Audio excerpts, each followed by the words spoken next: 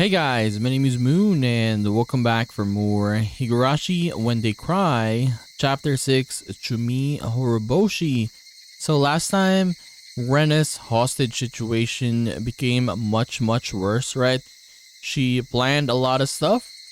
She got a lot of, bombs. She got bombs, she got gasoline, she got everything. And she planned for every single thing that the police can do, right? So it is very dangerous. And she has a deadline of 7 p.m. and it's near 6 p.m. already, right? So let us see what happens today. Let's load. And Rena is hurting Mion. Yes, I forgot. Yeah, Rena kept eating Mion, who had her hands tied behind her back. Rena wasn't using her fist, but instead the handle of her hatchet. Keiichi-kunはそこの壁から動かない約束だよ。Like, this is sad because Mion just wanted to help her. 動いたらレナも怒るんだからね。Rena's gaze intimidated me. Her eyes were full of madness. I could feel Rena's emotions boiling over on the inside. She could easily cut Mion's arm off. Jesus. とにかく私が許せなかったことは、みーちゃんが死体を掘り出して警察に売ったことだよ。信じてたのに。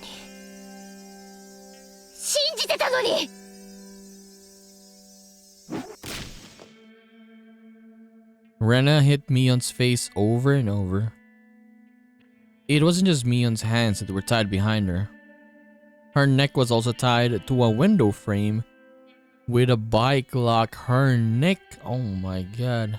How did Rena get a lot of bike locks?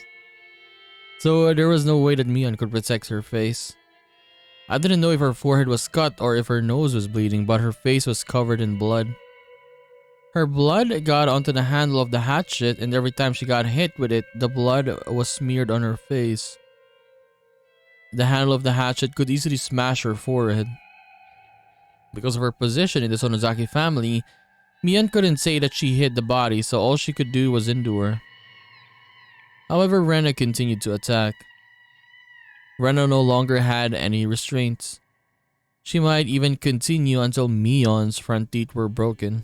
やめるんだ、レナ。ミオ、もういいだろ。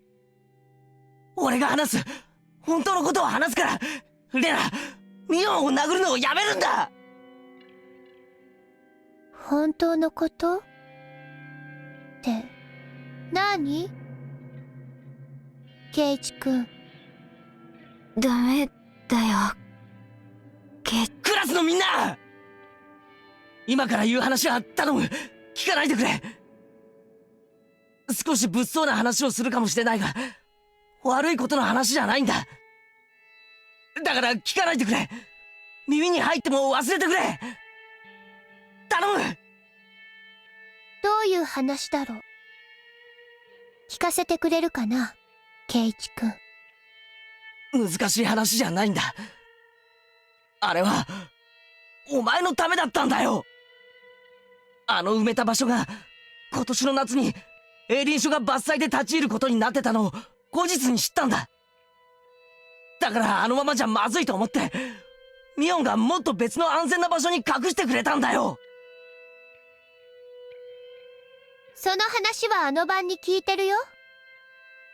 そしてそんなのはみーちゃんの作った嘘だとも言わなかったっけ。なんで嘘なんかつかなきゃならないんだ。仲間を助けるのは当然じゃないか。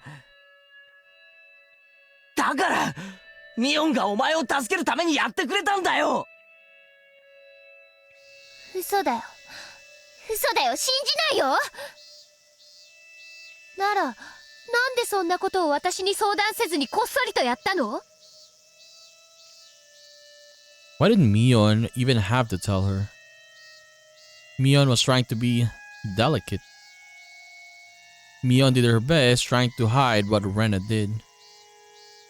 Mion knew Rena was at her wit's end and that's why she did it in secret. But Rena didn't want to believe her. 違うよ、ケイイチ君。ケイイチ君まで騙すなんて本当にみーちゃんは卑劣だね。部活で騙すのは許せるけど仲間である圭一君を騙すなんて許せない。許せない。許せない。許せない。やめろ！ミオンを殴るな！ミオンは悪くない！ I never knew having your hands tied behind your back was that scary. Mion got hit repeatedly with the handle of the hatchet. She could only endure. She couldn't even protect herself with her hands. ねえ、そうなのみーちゃん。そうならなんでそうだって私に話してくれなかったの？ミオンに話せない理由は想像つくだろう。その先家のいろいろ都合があるんだよ。それより気を使ってくれたことをお前が感謝すべきじゃないか。 I might have said it too aggressively. Rena turned around and glared at me. そうだよ圭一君。その崎家の都合でみーちゃんは私を警察に売った。仲間の私を売った。仲間なのに、友達なのに、仲良しだったのに。ひどいよみーちゃん。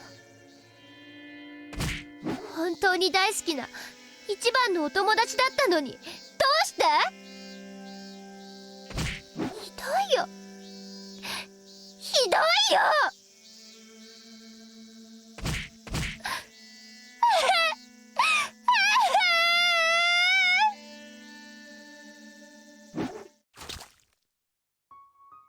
This was senseless. Rena cried as if being bullied, but she was the one doing the bullying. Normally, this would be so odd as to be impossible. But I had seen this scene before. I liked you. I trusted you. As I cried, I beat her to death. Rena repeatedly begged me to trust her, yet I beat her. I know what's it like to be the one doing the beating. So stop. Stop it, Rena. Don't you realize what you're doing? You're hurting your friend with your own two hands. I understand what you're feeling. I know you're sad because your friend betrayed you, right? But that's a misunderstanding. We didn't betray you. We've been thinking about you all this time. But she just couldn't see that. Even if she died, Rena probably wouldn't realize she'd made a terrible mistake. But someday, you'll realize. Even an insensitive guy like me realized, so Rena would realize it for sure. And that's when you feel even sadder, Rena. You'll remember this bloody Mion one day. And then you'll realize that you were the one who made her bloody and you will regret what you did. But I was the only one who could understand that, Rena, because I remembered. There was no way Rena could understand or realize that. I wondered if I was suffering the most out of all. There was no way to avoid a tragedy. This was exactly the same tragedy with different actors. The main character was Rena instead of me. But where was I? I was in the audience now. I knew how the story ended, but I couldn't come onto the stage.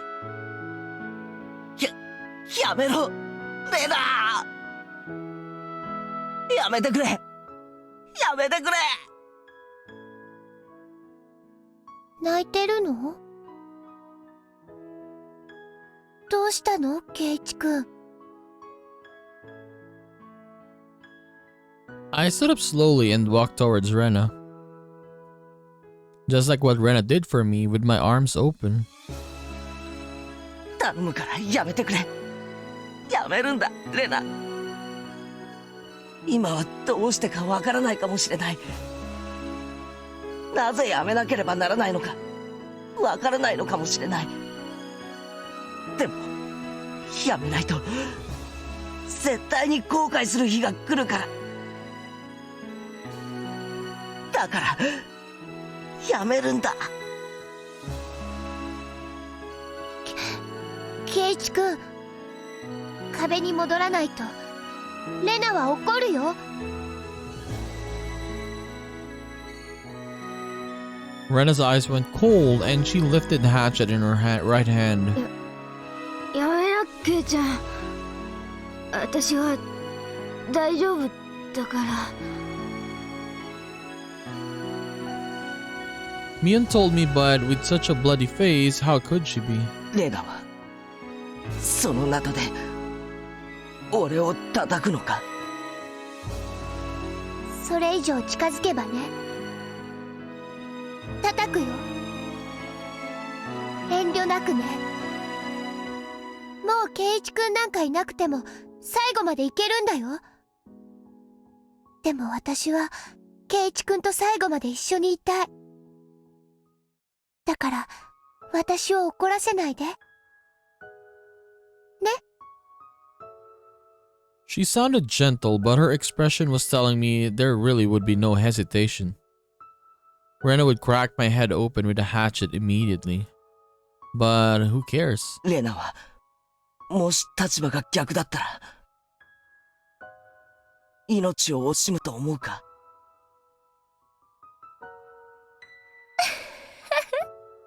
当然だよ。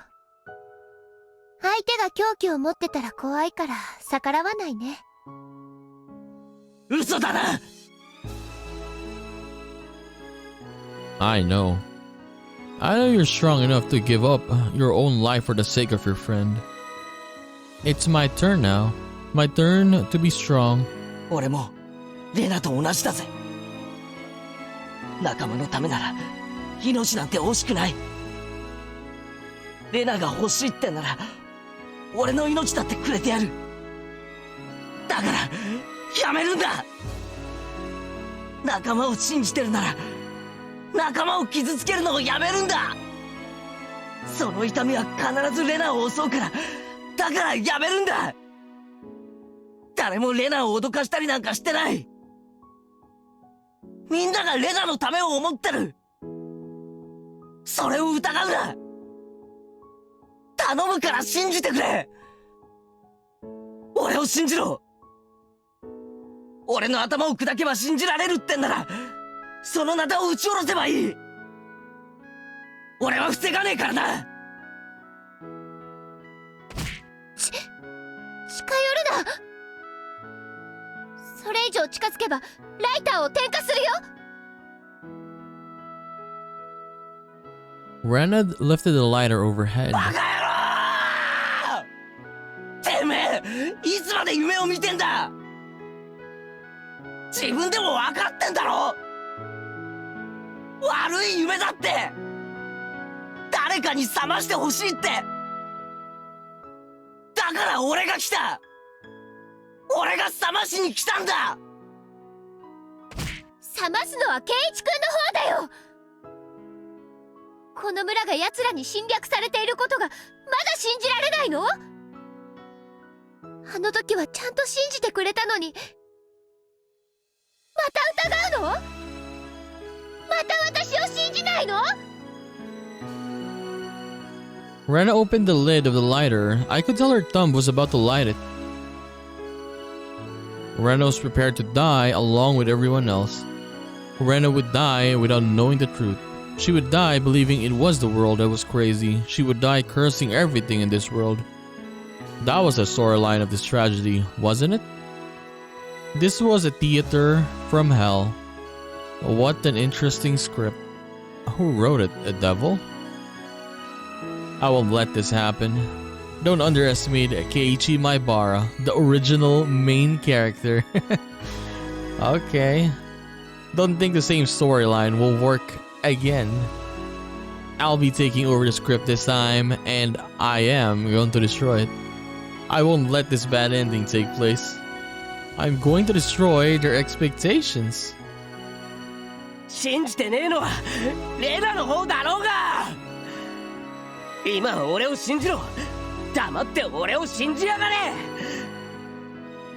それは絶対にレナのためになる。前回の惨劇の主人公がそうだと言ってるんだよ。It is funny though, as the main character of the previous tragedy, I am telling you this. 先代主人公の言うことをおとなしく聞きやがれ。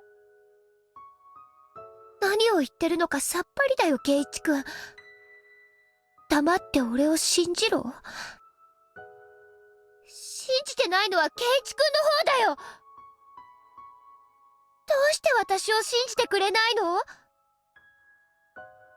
やかましい！俺はお前が間違ってることを知ってるんだよ。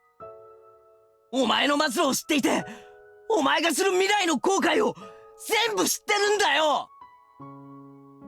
仲間を自らの手で殺し、それがどれほど罪深いことかに気づきもせずに生を終える。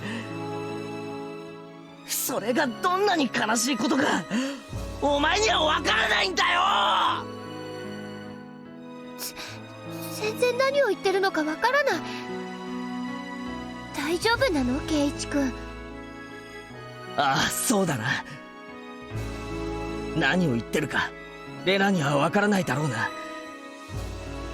でも話してやる。ある大バカ野郎の話を聞かせてやる。あるところに前原圭一っていう大バカがいたんだ。そいつはみんなと楽しく過ごす気に何の不満もなかったのに、ある日を境にほんの少し仲間を疑っちまうんだ。そして何もかもが疑わしく感じるようになってきて。He didn't notice how worried his friends were, and he hurt them repeatedly. How sorrowful. I was gonna read it again. They trusted each other, but they couldn't let each other know. Can you believe something as stupid as that actually happened? そして俺はお前とミオンを、なのにお前は最後の瞬間まで私を信じてって言って、俺に殴り殺される最後の瞬間まで頭をかばわなかった。かばおうとしなかった。最後まで俺を信じて両手を差し出したままだったんだ。それがどれだけすげえことか、俺は気づきもせずお前を殴り殺してしまったんだよ。それがどれだけ罪深いことか、お前には想像なんかつかないだろうな。だから俺は俺の罪を滅ぼすためにレナを止めるんだ。それ以上近寄ると本当にライターを。レナが命を懸けて俺を救おうとしてくれたように、今度は俺がレナを救う。俺はレナがどんなに立派な最後を遂げたか今でも覚えてるぜ。あの瞳には自分が殺されるかもしれないなんて怯えはわずかもなかった。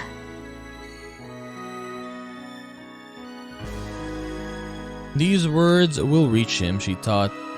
These next words will make Keiichi-kun realize. 俺を信じろ、レナ！That was when Rena hit my head with the hatchet. I crumbled down to the floor. She hit me with the handle, but my head was probably cut open.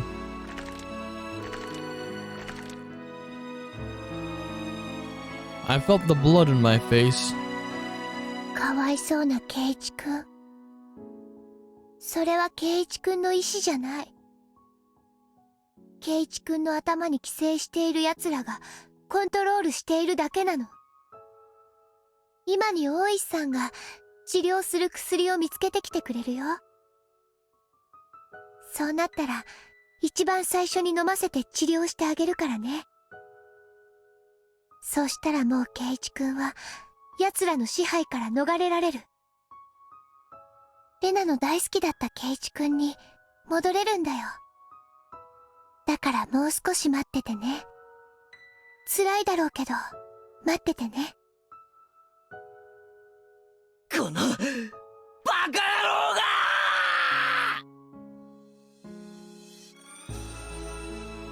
I heard the phone ringing in the teacher's office. Rena listened to the phone ring for a while, then realized it was for her. Rena tried to answer the phone in the classroom, but she couldn't figure out how to transfer the call, so she decided to answer it in the teacher's office instead.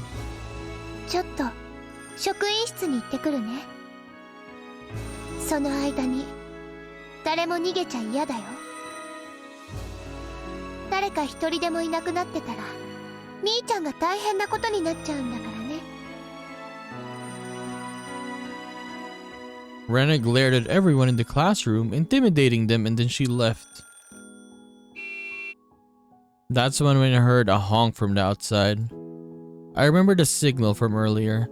Did Oishi-san want to get in touch with me? I bent down and put the receiver in my ear. 聞こえますか？沖宮署の熊谷と申します。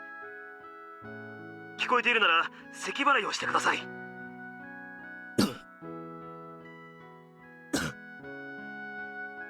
よかった。今から言うことをよく聞いてください。犯人が撒いたガソリンは極めて危険なものです。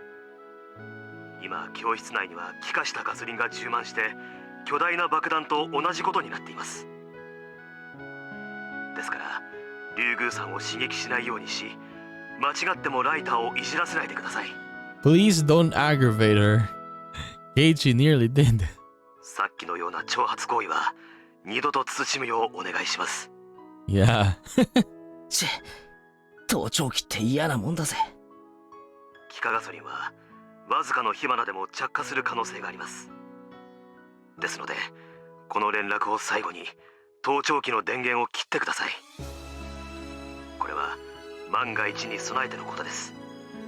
それから最後に重大な連絡があります。犯人は次元発火装置を仕掛けていると予告しています。次元？なんだって？キッチンタイマーを流用した次元発火装置で火花を起こすだけの単純なものですが、現在竜宮レナの要求する解毒剤と偽れる睡眠薬を準備中です。ですが残された時間が長くありません。予告ではタイマーの設定は午後7時。 I looked at the wall clock. 6:45. I think we got 15 minutes left. I could hear Rena screaming into the phone. いいえ、時間通りです。 I got like 15 minutes? 急いでくださいね、大石さん。1秒たりとも遅れることは許しません。聞こえてると思いますが、竜宮レナはタイマーの設定延長には応じないようです。あと15分で本気で心中するつもりです。 I just remember thinking the same way as Rena. After I killed Rena and Mion, I knew the police would come. I thought someone would solve the mystery after I was dead. If that was what Rena was thinking, then she had been planning to kill herself from the beginning. それで俺にどうしろと？睡眠薬がもうじき届きます。だが交渉中に爆発したら元も子もありません。あなたに次元発火装置を見つけ出して解除していただきたいのです。よく映画で見るような赤と青のコードを切断するやつですか？もっと簡単なものでしょう。犯人の予告によるならば、それは台所用のキッチンタイマーです。電池でなくコンセントに挿して動くタイプの目覚まし時計状のものと思われます。教室内のコンセントに何か刺さっていませんか？ There was one outlet in the back and another at the front of the classroom. So I checked, but I didn't see anything that was plugged in. いや、教室内のコンセントには何も刺さっていない。よその場所で発火しても確実性は低いでしょう。間違いなく教室内にあるはずです。いや、多分ないぜ。廊下からコードが引かれてるのはレナが話してる電話だけだ。そのキッチンタイマーが電池式ってことはないのか？電源を供給するタイプですのでコード型に違いありません。あるいは他の部屋ということはありませんか？その教室以外にもガソリンの充満した部屋があるとしたら、そちらの部屋に仕掛けられている可能性があります。学校中を調べろってことかよ。あと15分でか？くそ、俺は負傷中なんだぜ。But if I stayed here, I'd die in 15 minutes.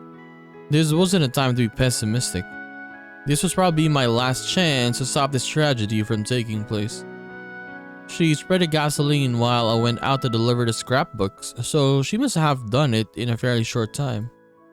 I really didn't think she had enough time to spread it anywhere else other than the classroom.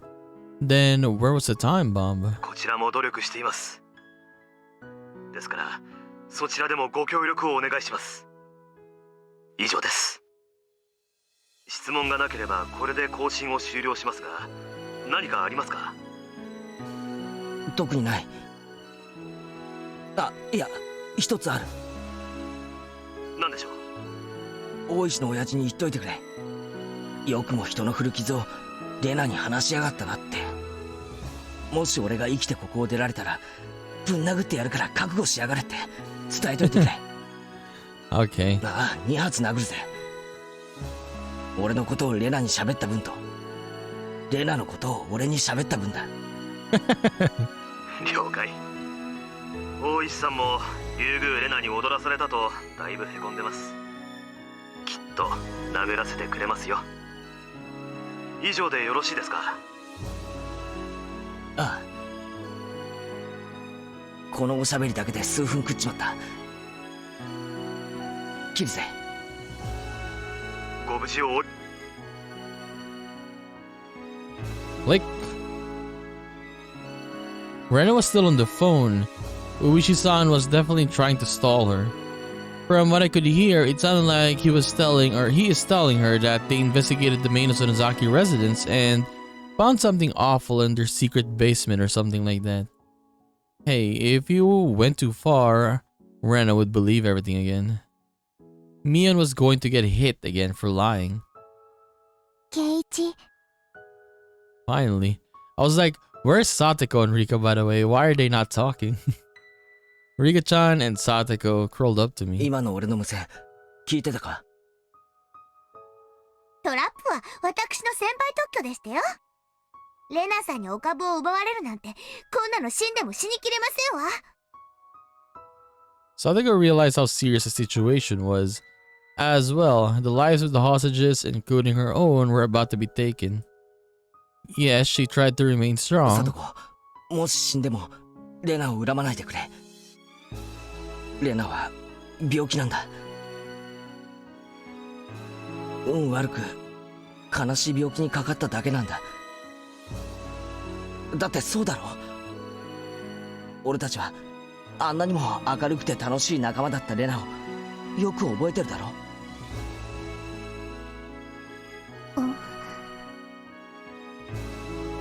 サトコ、僕はレナもみんなも素敵な仲間だと信じていますのですよ。あんなミオンさんにあんな乱暴する人を仲間なんて認められますの？サトコだってわかるはずなのです。心の中の鬼が暴れ出してどんなに悲しくても抗えない時があるのを知っているはずなのです。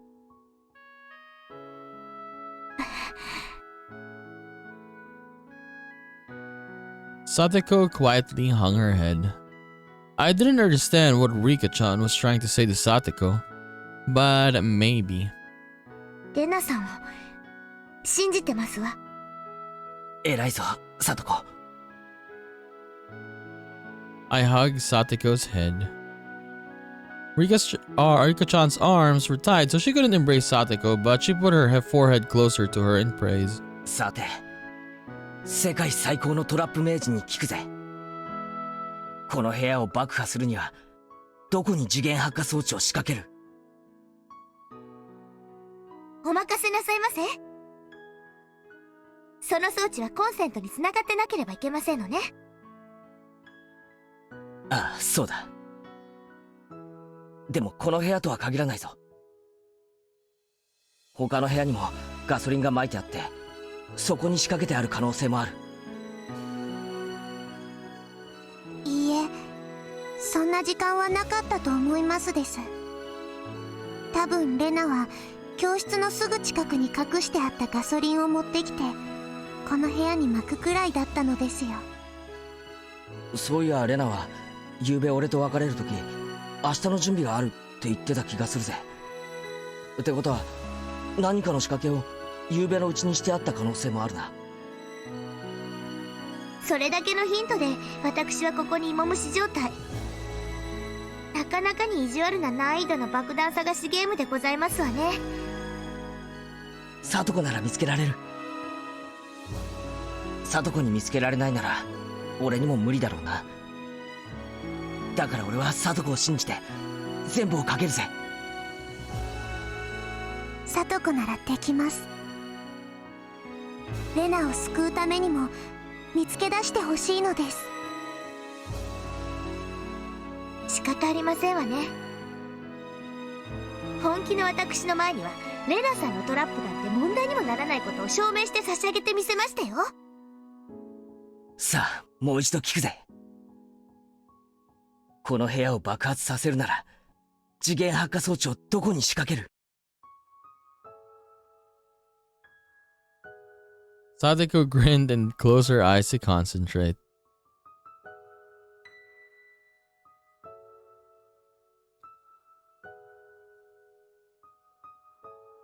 I love the music that's playing here. I love Higurashi music. It really sets the scenes. I mean, sets the mood. Okay, who are you people? Who's this? ここの責任者は誰だね? Otaka. Several cars had arrived, bringing several men, and they weren't from the Okunimiya station. One of the men was wearing a suit despite the hot weather. What? Kuma-chan is wearing a suit as well. He approached me, pushing Kumagai aside. おや、これは。Oh, Wishi knows him. お久しぶりですね。県警本部の大高くんじゃありませんか。言葉を慎みたまえ。もう君に君と呼ばれる階級ではない。Okay, so yeah, police again, but probably a different unit and much more higher ranked. 何かご用ですかね、大高くん。今非常に立て込んでいます。まさか県警がこの現場を乗っ取るおつもりで？誰の了解で？私が許可した、大石君。Chief of Police. 所長。社長。高杉君から事情は聞いている。君が蒔いた種だという話も聞いているぞ。Oh hell no, Ishi's gonna get blamed for this. 君はもう下がって、あとは機動隊に任せるんだ。機動隊って。大高くん、あんたまさか吸収する気ですか？危険は重々承知だ。だがもう爆発まで時間がない。Honestly, like in movies, these are the worst. Like the ones that try to take over. For example, yeah, Oishi and Kuma-chan has been talking with Rena, right? And then someone comes in and tries to take over and try to mess things up. And yeah, it's annoying. This happens all the time. 君が時間を浪費しすぎたのだ。その尻拭いを我々がしようというんだ。君らは引き継いで後方に下がりたまえ。I couldn't talk back if both the chief and the guy from the prefectural headquarters gave me an order. おいさん、何者っすかあいつは。大高くん。昔麻雀がくっそ弱いくせに生きがってたからちょいと叩き潰してやったことがありましてね。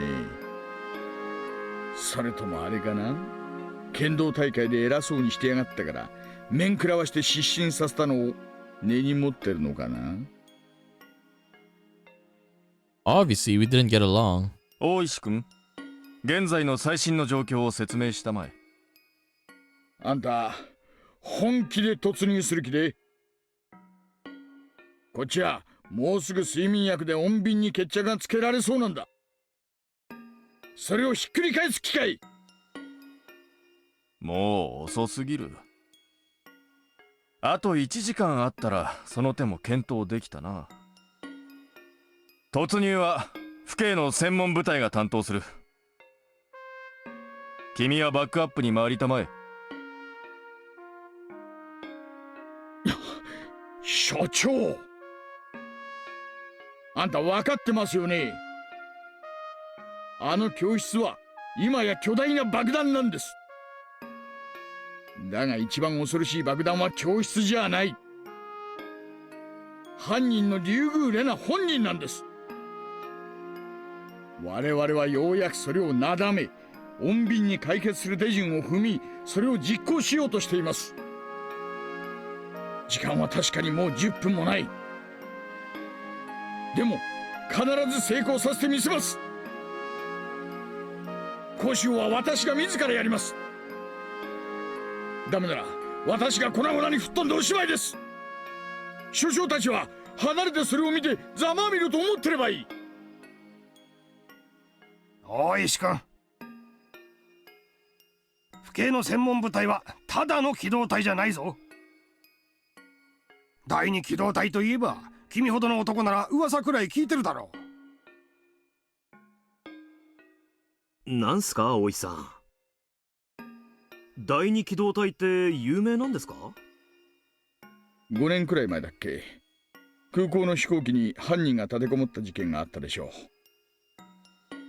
あれをきっかけに東京と大阪にハイジャック専門の特殊部隊が組織されたって噂は聞いてましたがね。実在してましたか。でもなんだって府警の機動隊がこんなところに。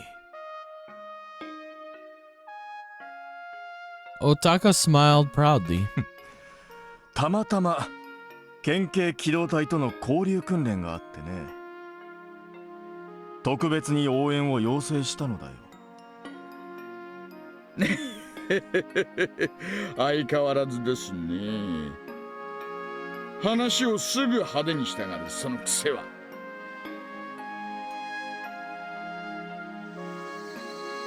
The company members exited the vehicle one after another and took position.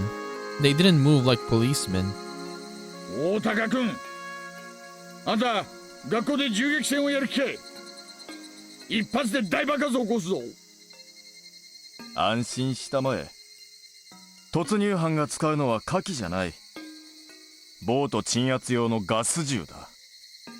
高圧ガスで催涙ガスを噴出する。何の問題もない。へえ、そりゃ便利な水鉄砲があったもんで。Convenient water guns. ところでそのおもちゃは校庭を横断して教室まで届くほど便利なものなんで。それは君が心配することではない。あとは我々に任せて下がりたまえ。As I lifted my arms exaggeratedly, one elbow accidentally touched the car horn, which honked. Of course, I did it on purpose. 今のは前原圭一を呼び出すサインですか？ねえ、そうです。前原君が気づいてくれるのに祈るしかない。今さら彼に何を？連中は多分グレネードか何かでガラスをぶち抜いてガス弾を教室に撃ち込んでその隙に突入しようってつもりでしょう。連中はリュウグウレナを甘く見てる。彼女は本気だ。ガラスの割れる音でもライターをためらわず点火する。特殊部隊には制圧できないってことですか？できないに決まってるだろう。だから今まで慎重にやってきたんじゃないの。リュウグウレナは初めから死ぬつもりなんだよ。命が惜しくない奴に突入なんて意味がないんだよ。前原さんしかいない。おいさん、繋がりました。もしもし、大石です。聞こえてたら咳払いお願いします。緊急の話があります。聞いてください。どうせ悪い話だろ。悔しいですがビンゴです。県警が介入してきてお膳立てをひっくり返すつもりです。特殊部隊が校舎に突入しようとしています。おいおい、護身用スプレーでひるませてもその1秒で点火されちまうってんで、俺はずっと抑えてきたんだぜ。突入なんてそんなの無理に決まってるだろ。県警は竜宮さんがすでに死ぬ気であることを理解していません。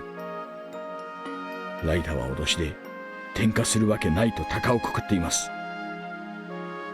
多分5分以内に突入するでしょう。突入する前になんとか竜宮レナからライターを奪ってください。それは次元発火装置を何とかしろというオーダーに追加で？ねえ、そうです。マジかよ。あと5分でレナからライターを奪って次元発火装置もどうにかやってくれるぜ。あなただけが頼りなんです。頼みます。どうですか、サトコ。思いつきますですか？1階の廊下だけが知りたいんですの。そこにあるかないか。レナさんの行動パターンから考えて、1階ならあそこ、2階ならあそこ。1階の廊下をコードが横断してないかざっと見ればいいんだな。多分あるはず。普段のレナさんなら断言できますけど、今のレナさんはノイズだらけで行動パターンが読み切れませんわ。よし、任せろ。なんとかする。もう悩むにも時間が足りねえよ。最後の2択は俺が直接探る。I don't want another tragedy. You demons down in hell, I bet you're just waiting for an amusing ending to unfold while eating some popcorn. I won't let that happen. I'm going to change everything. And then I'm going to make you pick up your popcorn off the floor. I spoke to Rena as she continued on with her story about aliens. 何？どうしたの、ケイチ君。Wonder what she's gonna say more. いや、今音が聞こえなかったか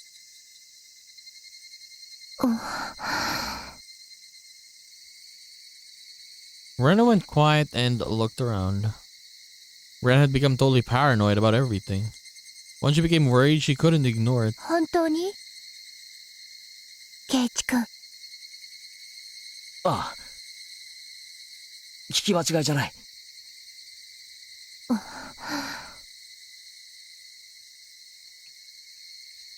I knew she'd want to check it herself, but she really couldn't leave the room for something like that. So in that case, she'd have to ask me to check for her. Rena must have been thinking the same thing. ケイチ君、見てきて。Rena gave me an order with a fake smile on her lips. ああ、わかった。Rena watched me go out into the hallway. As I did, she spoke to me. レナを怒らせちゃ嫌だよ。信用しろ。俺はレナの仲間だ。うん。信じるよ。信じるから。裏切っちゃ嫌だからね。After being freed by Rena, I looked for a cord in a hurry. I didn't even have 5 minutes. The office probably had more outlets than anywhere else. I headed for the teacher's office. Where were the outlets? Unlike light switches, outlets couldn't be found near entrances. Damn it, why did the clock in a teacher's office have to make such a loud ticking noise? 大大丈夫なのですよ。圭一ならきっと見つけてくれますのです。レナさんなら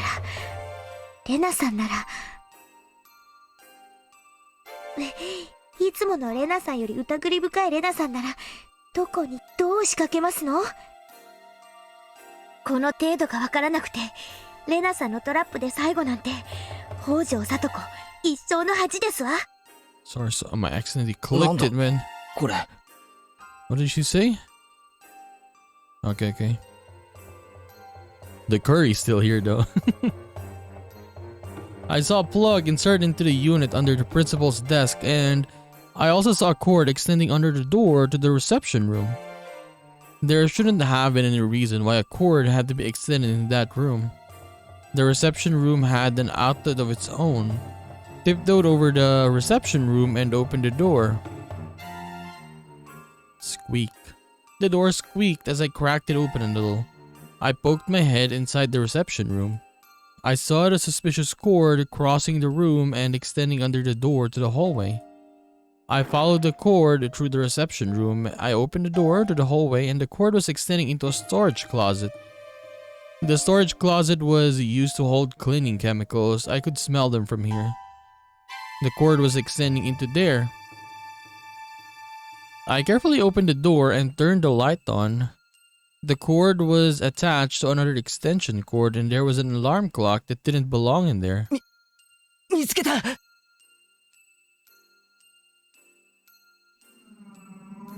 The time bomb. So all I'd had to do was to unplug the cord. I picked up the alarm clock. It looked like a normal clock. Actually, it was a normal alarm clock.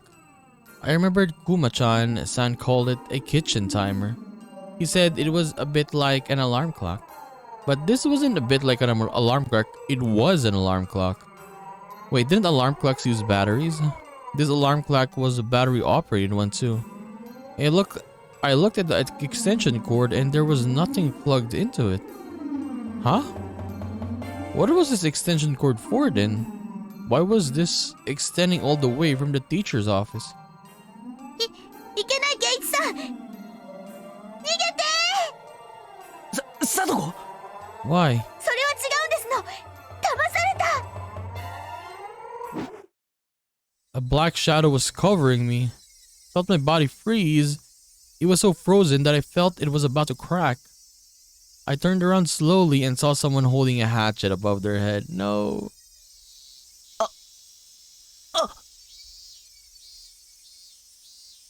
I dropped the alarm clock. So this was a bait. It made a noise as it hit the ground. どうして圭一くんは延長コードをたどって目覚まし時計なんか持ってるのかな All in my cells and my body were frozen.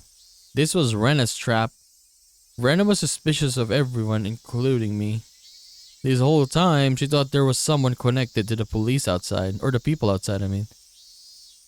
This was a trap to lure that person out. Only the people outside knew about the time bomb. I was told about the whole thing, and so I followed the extension cord, picked up the alarm clock. How stupid of me. 待てレナ。圭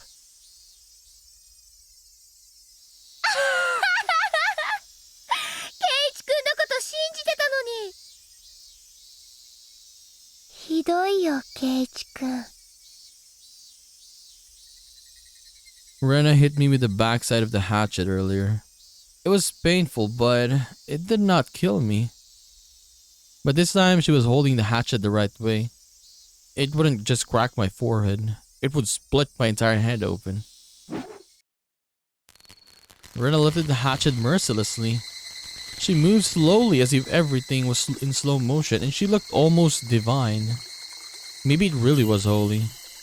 I was praying after all. Praying? What was I praying for? I was praying for my life.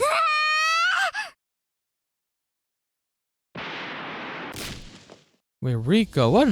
It was so sudden I couldn't tell what happened. Was she the one to scream? Okay, it was Rika. Rika-chan had jumped out or onto Rena from behind. I didn't know what kind of weapon Rika-chan used, but Rena started moaning. It clearly hurt. that brought me back to reality. I couldn't just watch them. Did I want to see this action happening in the anime? I had to get the lighter from Rena. 力ずくでなら勝てると思うんじゃね Rena knew I was after the lighter. She closed her fingers around it tightly. Rika-chan was grabbing onto the arm Rena was holding the hatchet in. I wanted to tell her to run, but thanks to Rika-chan, I could use both of my hands to get at the lighter.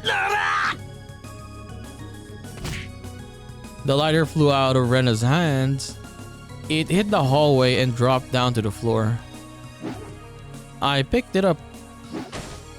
At the same time, Rena managed to shake off Rika-chan. There's our chance. I turned in Satoko's direction. Oh, another choice? Okay, let's save again. We got two choices now. Okay, let's save here. So this one, well, Satoko, you should be able to figure it out. Keiichi-san! わかりましたわ。わかりましたわ。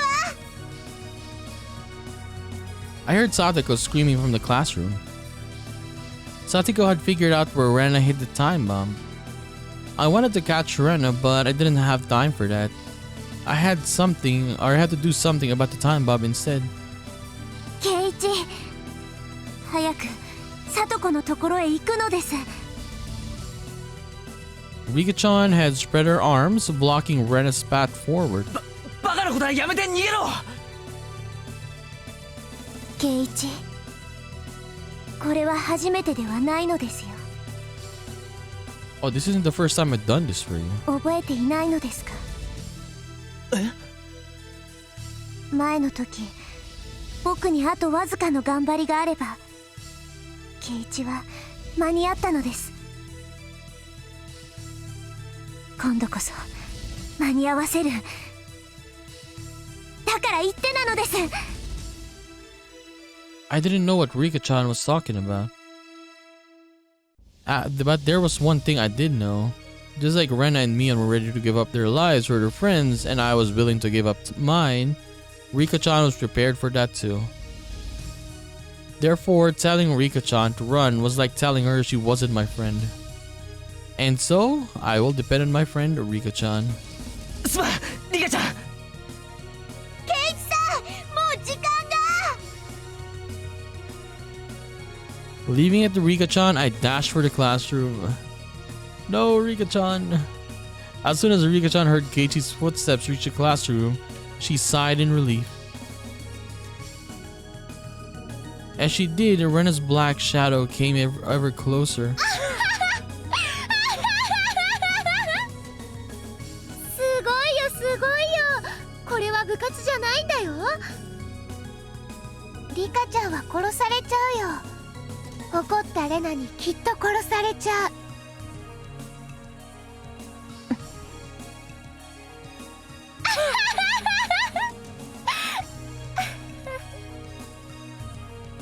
へえ、私が怖くないんだ。リカちゃんすごいよ。 Rika-chan grabbed a mop as she ran from the storage closet. She picked it up and held it upside down like a spear. Rika's stance told Rena that she was ready to fight. Rika didn't look like a little girl anymore. She looked so brave that Rena was even startled. すごいね。殺されるのが怖くないんだ。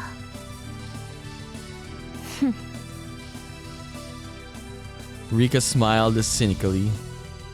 Rika usually never smiled this way. この私が死を恐れるとでも。幾百の死の山脈を越えてきたこの私が、今さら何を恐れるというのか。 She's saying it. I've died 100 deaths already. I'm not afraid to die. 君、リカちゃんじゃないね。あの夜に出会ったリカちゃんもどきの方だね。正体を表したな、宇宙人め。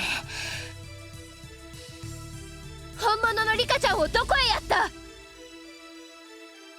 本物のリカ、ここにいるわよ。 Honestly, I guess that's why she's very cold. Like, I guess it is the real Rika, right? Yeah, this is the real true Rika. Because she's experienced a lot of bad stuff, depression, everything, right? That's why she's very cold. See? And this is the Nipa. This is the fake one. Like, she's just showing this one if, like, to hide it, basically, right? To hide her true self. その小バカにしたところは間違いなくリカちゃんだね。そう、お社様は宇宙人だった。フルデ家はその末裔で宇宙人の直系の一族だもんね。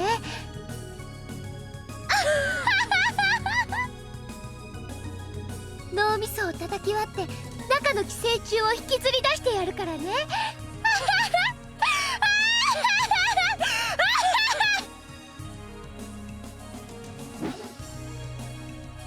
Rena raised her hatchet and charged at Rika with a scream. 一撃で叩き割ってあげるよ。 Rena looked like a beast charging towards its prey. Whoa! Rika took a step backwards and lowered her body, preparing to counterattack.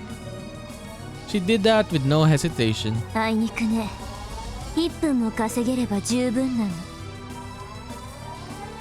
遊んであげるわ。おいで、ナタ女。いいですの、ケイチさん。すべてのヒントと答えはもう朝の時にありましたの。落ち着け、サトコ。俺に分かるように話せ。つまりどういうことなんだ？ It's simple if you just remember. Come on, it's quite obvious when you do. ねえ、今日は臭い。窓閉めて。バーカ、窓を閉めたらもっと暑くなるんだよ。We had been smelling gasoline coming from outdoors. There were no forestry service people in the office, so they weren't doing any work today.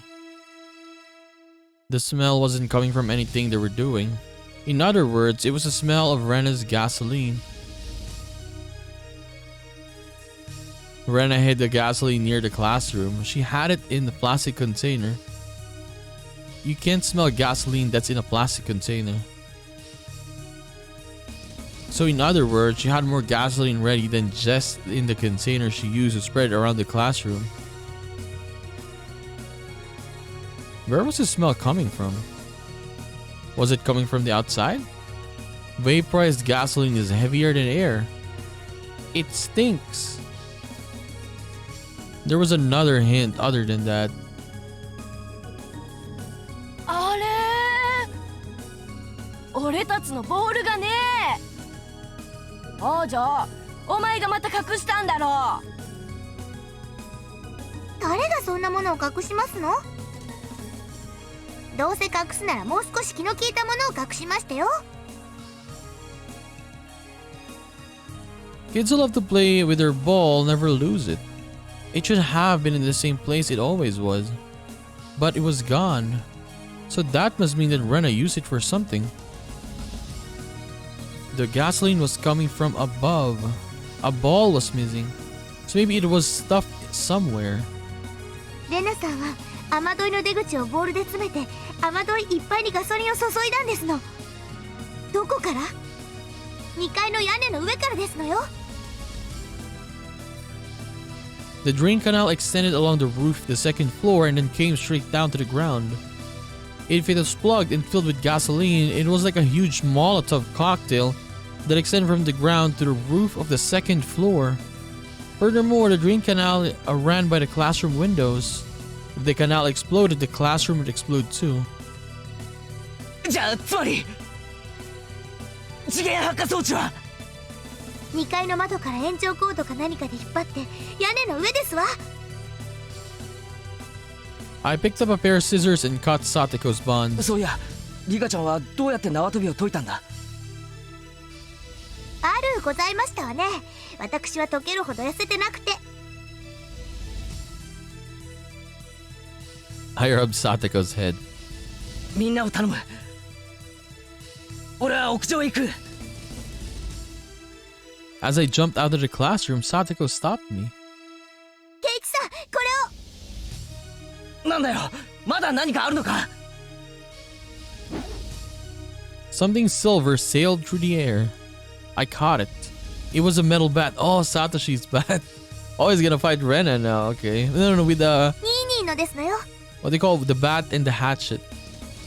後でちゃんと返してもらうでございますからね。おう、すまん佐藤。Honestly, this is getting fun for some reason. Because, yeah, the friends are pretty much doing everything, right? Power of friendship against Rena to stop her. I hope Mion, or I wished Mion was here as well, but yeah, she's injured because Rena kept hitting her earlier. The metal bat fit right into my palm. It didn't even feel its weight. It really eased my mind. The name Satoshi was written on the handle. This was the bat that belonged to Satoshi's or Satoko's brother Satoshi. He was a victim of last year's tragedy. You and I were the same. I won't let another tragedy take place. I'll treat this as a gift from you who was waiting in the wings. Let's rip apart the script of this demonic tragedy together. Let's go, Satoshi. As I tried to run up the stairs, I heard a loud noise coming from the hallway by the teacher's office. I saw Rika-chan rolling on the floor. Damn, Rika-chan. You held out as long as you could. クソなのです。身体年齢があと5つもあれば。さあ、次はケイイチくんだよ。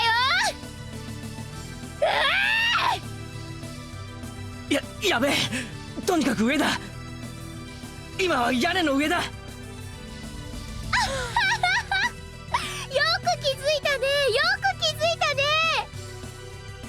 でもさせるもんか。Rena's face looked unbelievably scary. She was ready to rip me apart if she caught me. In that case, just try me. I jumped up the stairs, skipping every other step.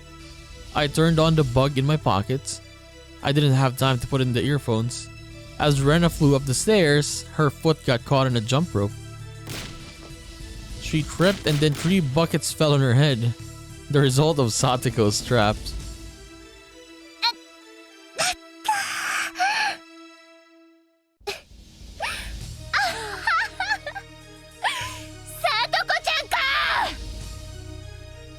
Satoko leaned up against the wall and waved her index finger in a mocking gesture. Very, very dangerous situation, but they're laughing like this. なかなかの線を言ってましたけど、まだまだこの私とトラップ勝負をするのは3億5000光年くらい早くてでございましたよ。さとこちゃん、光年は距離だよ。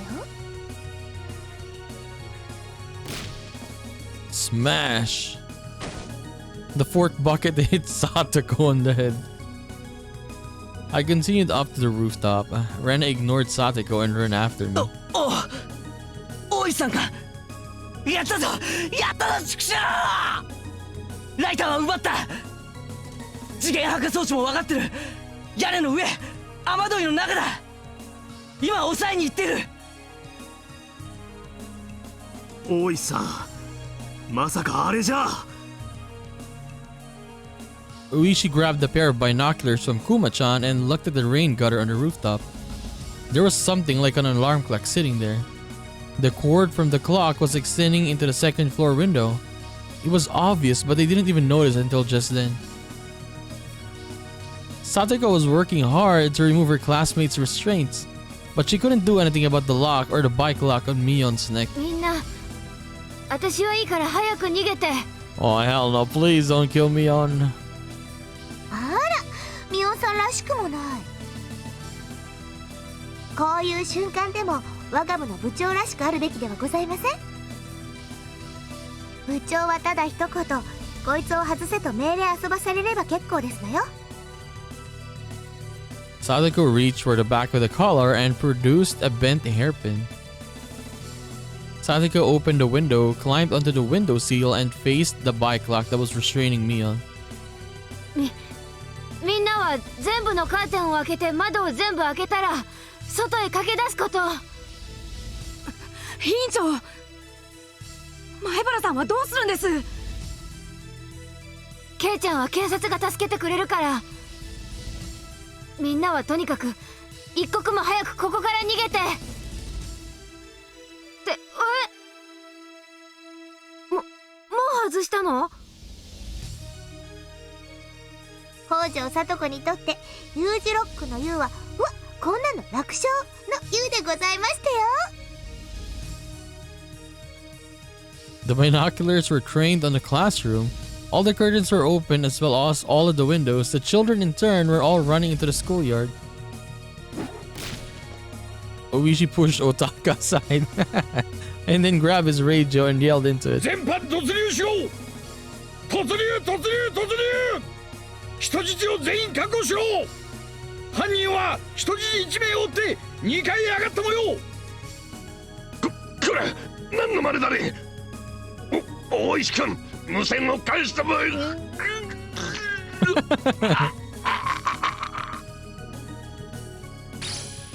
Otaka tried to grab the radio from Oishi, but Kumagai stepped in.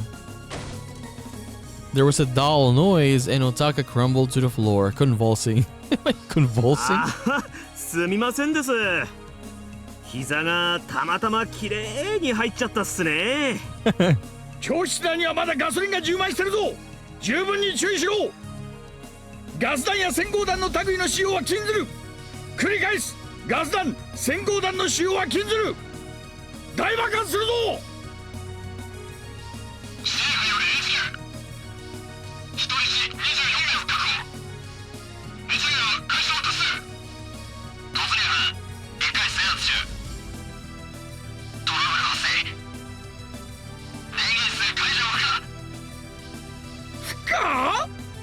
扉を打ち破れないですかね。教室真正面です。ガソリン臭濃厚。火災に着火の恐れあり。指示を待ちます。くそ。ブレーカーを落とせば上がりだと思ったのにな。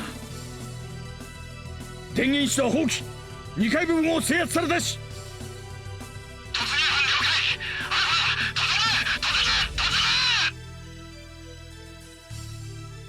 大高君、電源室確保失敗時はどうするつもりだったんです？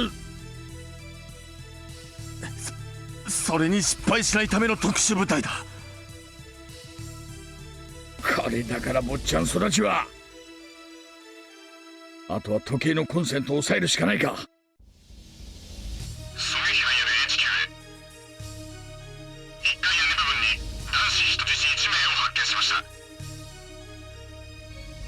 おいさん、前原君です。スピーカーを貸せ。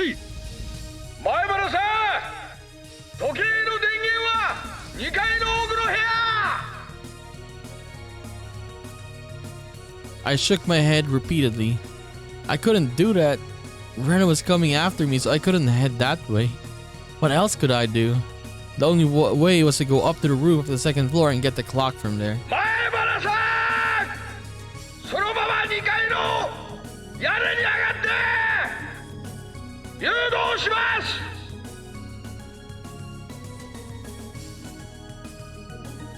Oishi-san was telling me to go further up.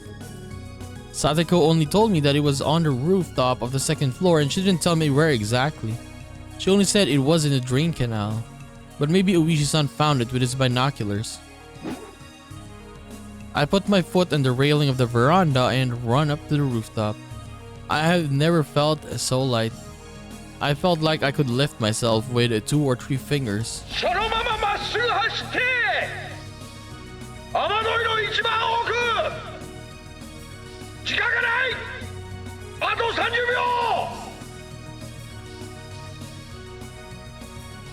30 seconds would be plenty of time. I could get there in half that.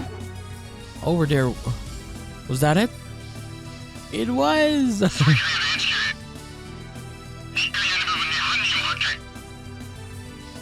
ああ、撃てたら撃ちたいけど、それ実弾ですよね。実は狙撃銃タイプの催涙ガス銃とか、そういうことだったりしません？実弾です。そういうのは軍隊で使ってくださいよ。日本の警察には必要ないですね。前原さん、追ってきてます。急いで。追い詰められる。 How many more seconds did I have? Who cares?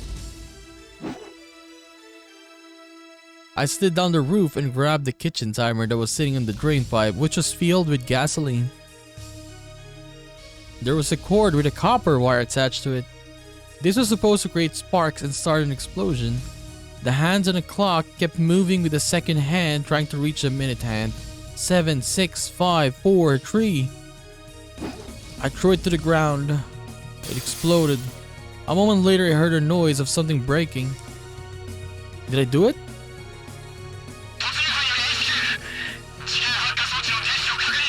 Okay. Yes! 大石さん、やったっすよ。 Dude, this sequence is amazing, honestly. It's fun. It's not scary. やった。前原さん、やった。圭一さんはちょっとハラハラさせすぎですわね。余裕がないのはエレガントではありませんでしたよ。 Not only policemen, but the children who were on their way to the ambulances raised their voices in cheer. 大石さん、消防からっす。現場は依然危険度最大につき、突入犯全員の即時退却を進言しています。事件発火装置はもうないのに？発火装置がなくても危険度は最大級の現場だそうです。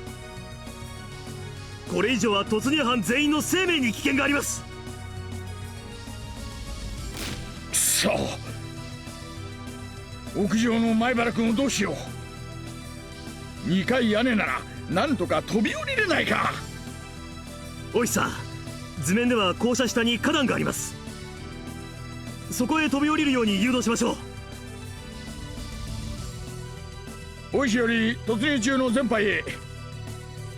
作戦中止、退却せよ、退却せよ。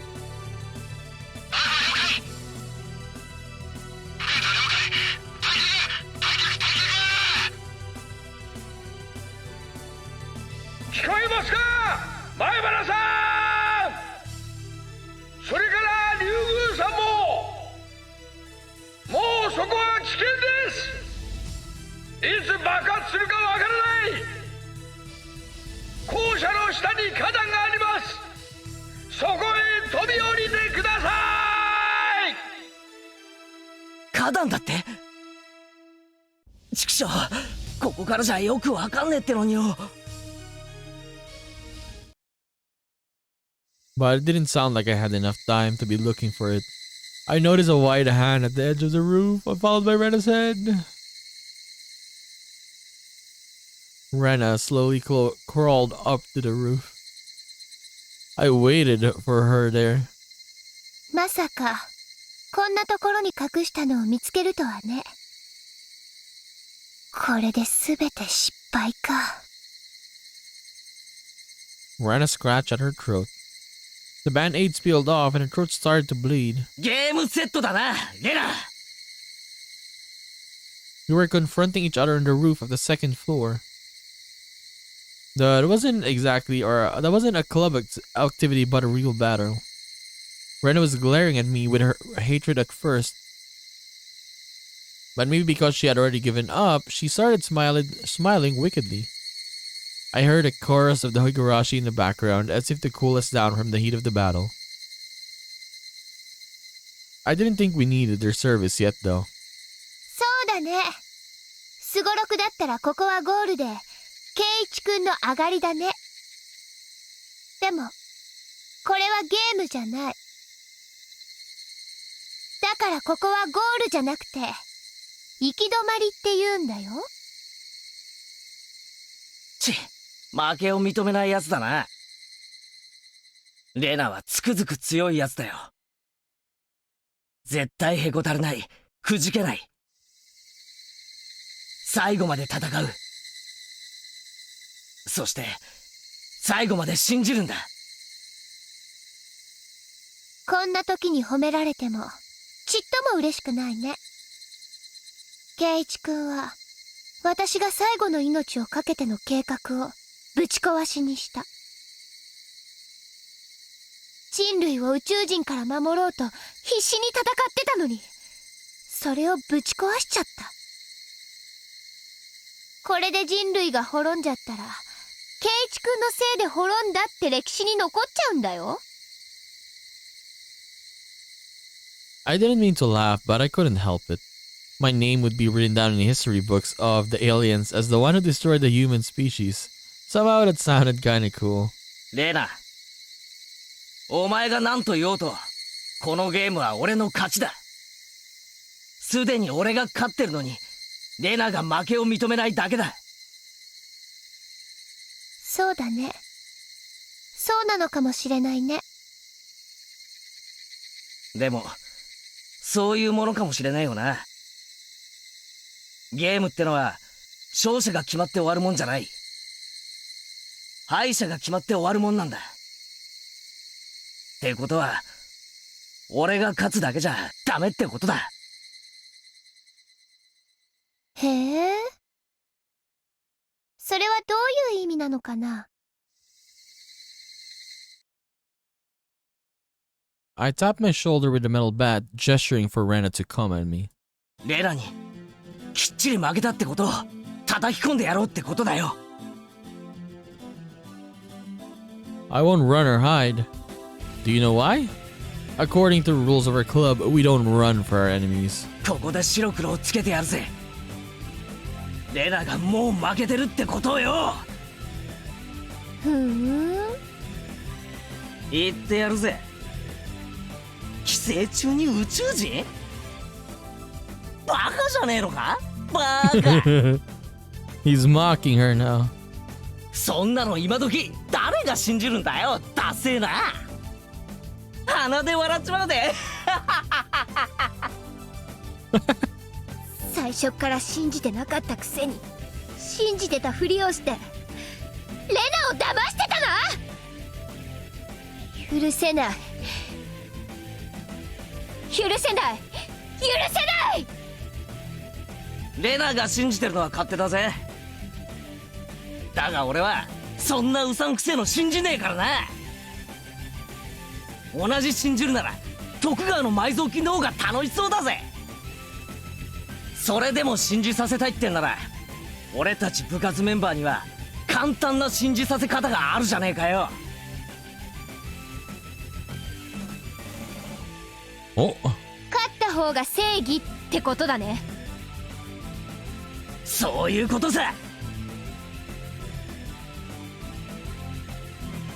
Ren and I grinned at each other, and as we went around in circles on the rooftop, we both checked the distance between us. レナが俺をぶちのめせたなら俺も宇宙人の話を信じてやろうじゃねえか。朝晩 UFO を呼ぶ怪しげな踊りをして牛小屋にキャトルミューティレーションに行ってやら。だがなレナ、俺にグーの音が出ないくらいにぶちのめされたらそん時は覚悟してもらうぜ。それを取り決める必要はないかな。ケイイチくんなんかに私が負けるはずないもん。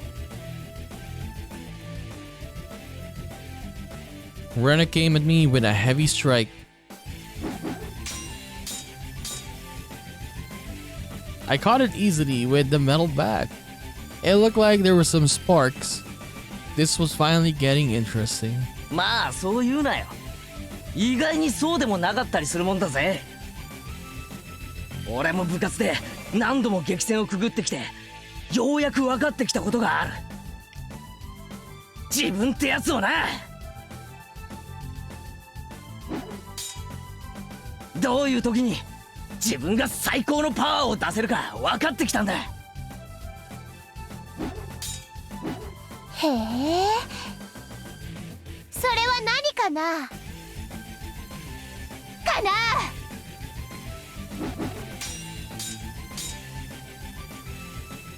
Rena, your hatchet can be a powerful weapon, but my metal bat is powerful as your hatchet. Sure, it doesn't have a blade, but it reaches farther and it's easy to handle. I won't be going for a defensive battle. I'm going to fight you face to face and I'm going to defeat you. I'm sure I'm stronger than you physically, but you're better at drawing out your true potential, Rena. In other words, we're equally matched. This is great. I won't need to hold back at all. 私を叩きのめしたらどうするって？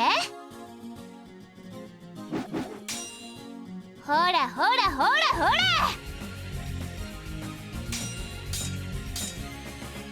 押されてるんじゃないかな。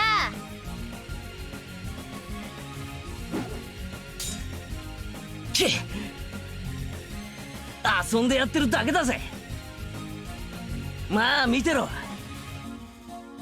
レナをコテンパンにしたらどうしてやろうかね。これだけ互いにコインやチップをかけまくってるんだ。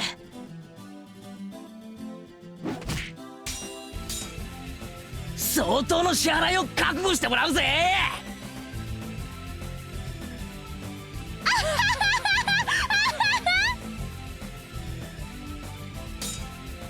得ることのかなわない勝利に酔うもまた川山陽の醍醐味だね。圭一君の虚勢が痛々しいよ。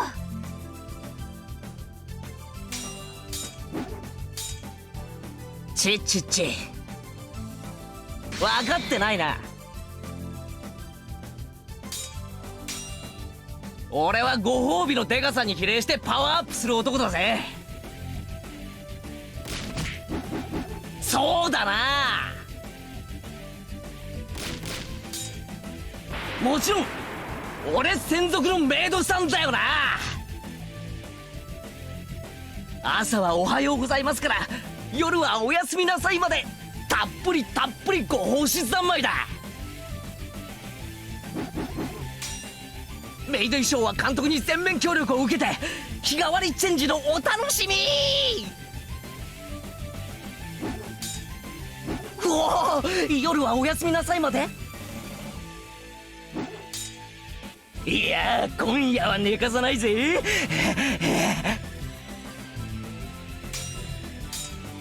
なんてどうだ。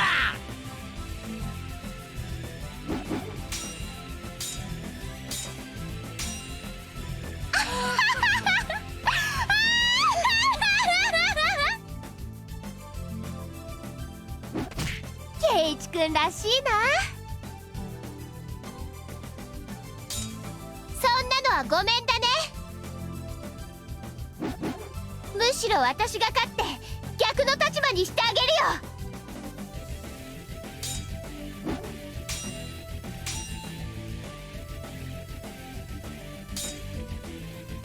We both laughed like crazy people as we struck at each other. It was strange how much fun it was becoming. Rena and I were trying to kill each other, and yet it was a blast. Sparks were flying, so we could easily get injured. If we fell off the rooftop, we'd break our bones, yet this was so much fun. I had been mourning and crying all day while Rena terrified me. How did all this turn? How did all that turn into this? ってことは結局俺たちにシリアスは似合わねえってこった。互いの火花を浴び合いながらヘラヘラしてるのが互いに性に合ってるってわけだ。おあいにくだね。レナナはエレガントで上品なのが大好きなの。そういうヘラヘラしたのはケイイチくんが一人でお楽しみ遊ばせ。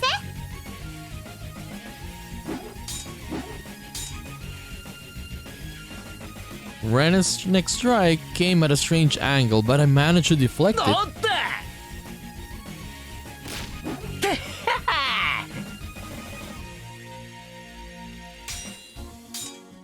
甘い甘い、全然ダメだぜ。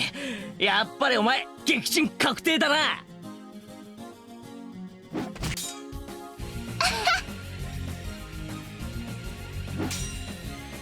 うやく体が温まってきたところだよ。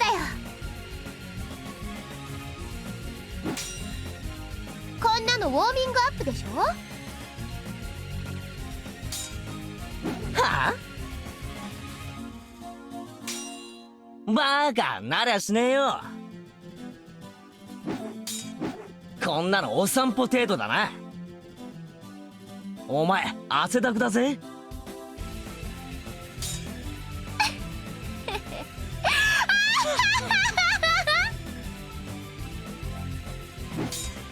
お前は汗の代わりに血を垂らせばいいや。前原さん、飛び降りて、飛び降りてダメっすね。血が上っちゃってるようで声が聞こえてないみたいです。おいさん。ああ、ごめん。Oishi's like, hmm? 何をぼーっとしてるんですか。彼を救出する方法を考えないと。Oishi couldn't figure out why he was distracted, considering the seriousness of the situation. He was engrossed in watching the two of them fight with the sunset behind them. Oh, it's nighttime now, but Oishi wasn't the only one. Everyone watching was captivated by their battle on the rooftop. At the moment, a sudden loud voice broke the silence.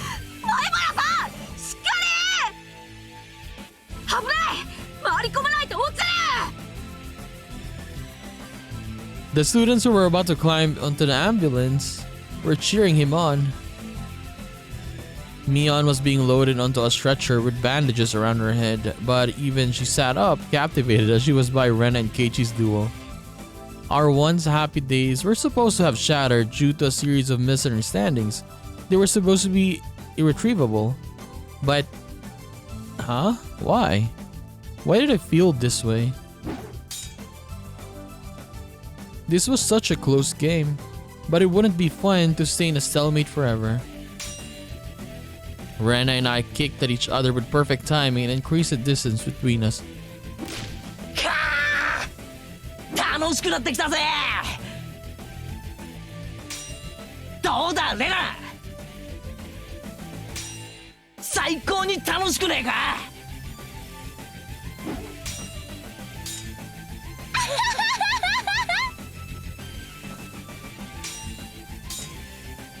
レナは最初っから楽しいよ。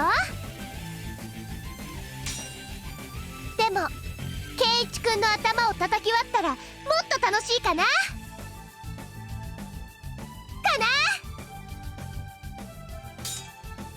ひょー、危ねえ。おらおら、こっちへ戻ってこい。足場を十分に使おうじゃねえか。こんな最高の舞台何度もあるもんじゃねえ。まんべんなく楽しもうぜ。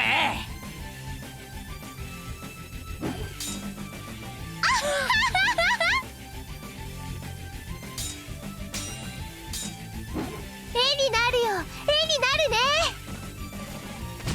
私たちほらいつの間にか月を背負ってるんだね。風が気持ちいいや。It was such a fantastical scene. Two people were fighting on the rooftop of the school building with the moon behind them. It was almost unbelievable. All of the policemen and children looked at that mysterious and fantastical scene from a distance, completely entranced. Everyone was thinking the same thing, but nobody said anything. Why does it look like they're having fun? なんかよ、こういう涼しさでこう暑くなるとよ、綿流しの祭りの時を思い出すんだよな。どうも俺は静かに夕涼みってのがダメでさ、月が出るとはしゃがずにはいられなくなっちまうんだよ。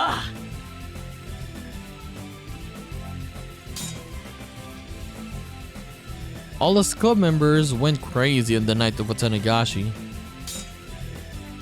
The mayor scolded us by the end of it, but we laughed at each other and promised to do the same thing again next year. 月に狂うか、なんだかかっこいいじゃない。私たちはもう月に狂ってるのかもしれないね。ああ、同感だな。仲間と命のやり取りをしてて、そいつが面白いと感じちまうようじゃ、俺たちは最高にいっちまってる。こいつがそうさ、ルナティックってやつだ。Some people say the moon has the power to arouse passions in people. Maybe that's true and maybe it's not. One thing that's for sure is that even if it were a new moon tonight, we would still feel the same way. As for our surroundings got darker, the spark we'd create with each hit started to look like fireflies. Hey now, isn't there gasoline in the drain pipe nearby? Who cares? If an explosion happens, it happens.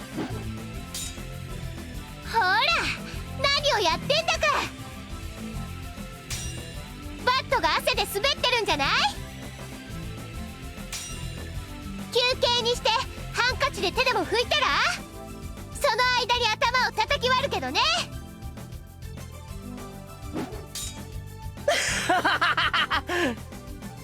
そいつはいい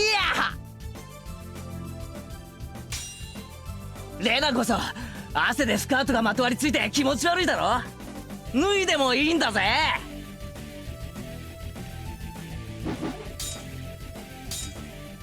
俺は手を出さないで見物するけどな。へえ。それで足に見とれてる隙にガツンとお見舞いするよ。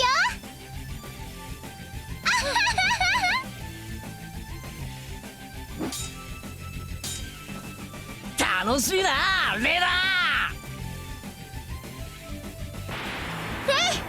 悪くないね。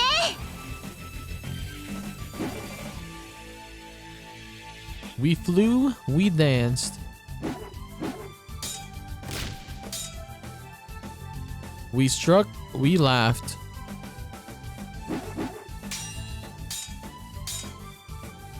We stepped back once in a while to catch a breath and then charge at each other, let the sparks fly.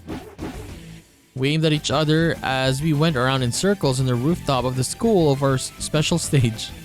Rena and I were all sweaty. But we weren't exhausted yet. The beads of sweat rolling down my body just tickled me. We exchanged furious blows one after the other. Neither of us was at an advantage or disadvantage. Neither of us exulted in victory or raged in defeat. The battle with Rena in itself was fun. It was like a dance. A dance I couldn't dance by myself. It was a dance I could only dance with someone with whom I was equally matched. あの時さ、クラス全体の部活の日、水鉄砲で一騎打ちした時さ、思わなかったか？実は私も思ってた。もう一回こんな戦いをしてみたいって。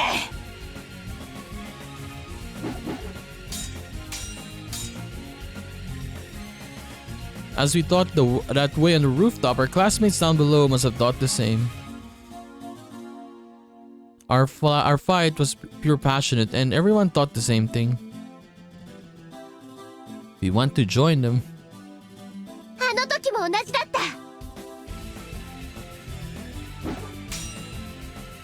砲だったけどやることは同じだった。あの時より面白いぜ。今度は水の残量なんか気にしなくていいんだからよ。水鉄砲じゃ火花も出ないしね。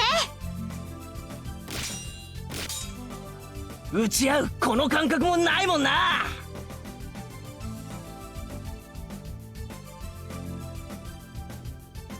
We both were breathing hard, waiting for the right timing to take a step forward. In the midst of that, we grinned at each other.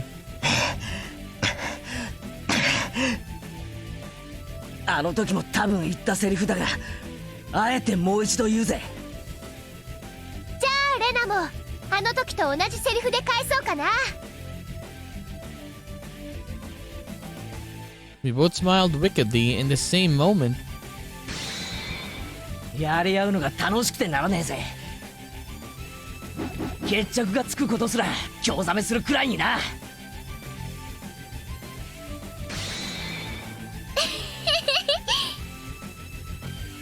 負けても恨まないでね。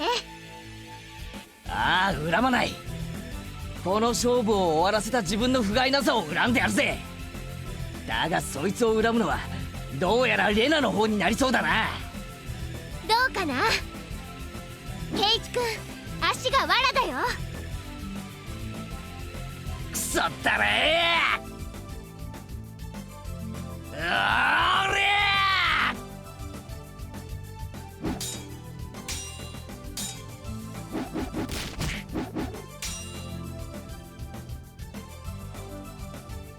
Everyone is captivated by our fight. They were swept up in our fight.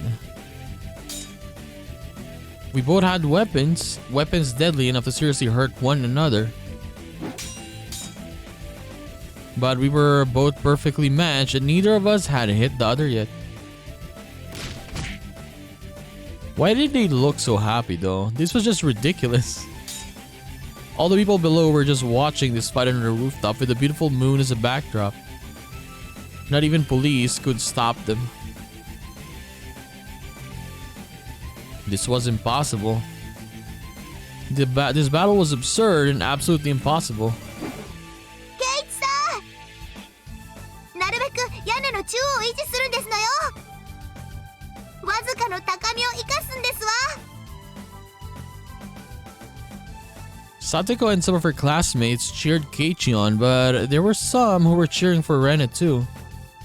To them, this was no longer a fight to the death. It was just a second round of their water gun battle. Yeah, like in the beginning, right? A club activity is a club activity and a game is a game. This was just second round so nobody would die. Even though they had real weapons, nobody thought that they would get hurt. Rika wasn't cheering, she was just looking up at the rooftop. こんなの見たことない。 Rika thought to herself. She thought Keiichi could win. Not just against Rena. Rika thought Keiichi could destroy the walls of the maze of tragedies that had no exit. 狙撃犯は何をしてるのかね。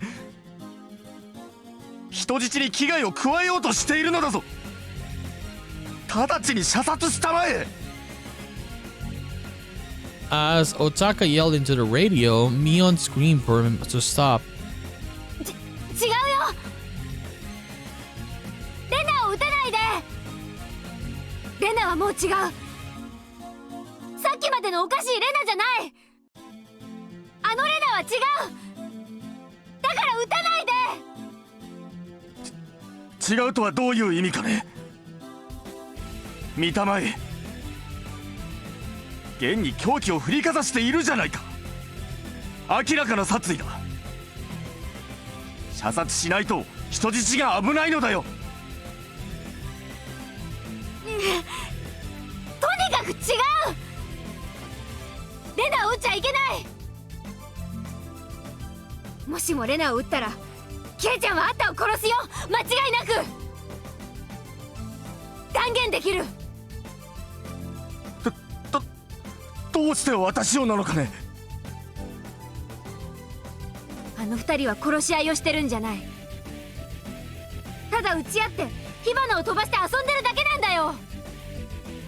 見てわかるでしょ。そしてケイちゃんは語りかけてる。自分がレナと対等なことを。対等というのは一番信頼できるということ。ケイちゃんはレナの目を覚ませる。いや、もう覚ましつつあるんだよ。レナの悪い夢はもう終わりつつあるんだ。ケイイチ君はやっぱり最高だよ。君だけは殺したくない。君がいない世界はさぞや退屈だろうと思うよ。へっ、なんだか照れるお言葉痛み入るぜ。んでどうするんだその世界とやらは。宇宙人の侵略があって大変じゃねえのかよ。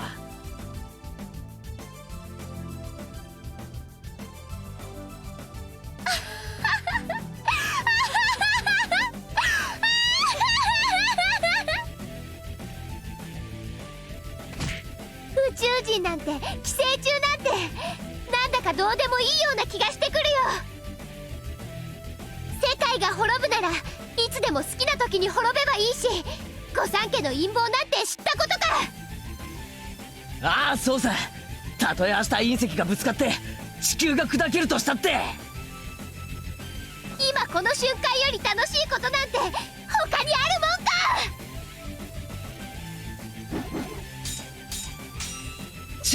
それにお前毒を盛られてて今夜で死んじまうんじゃねえのかよ。余命の短いやつがピンピンしやがって。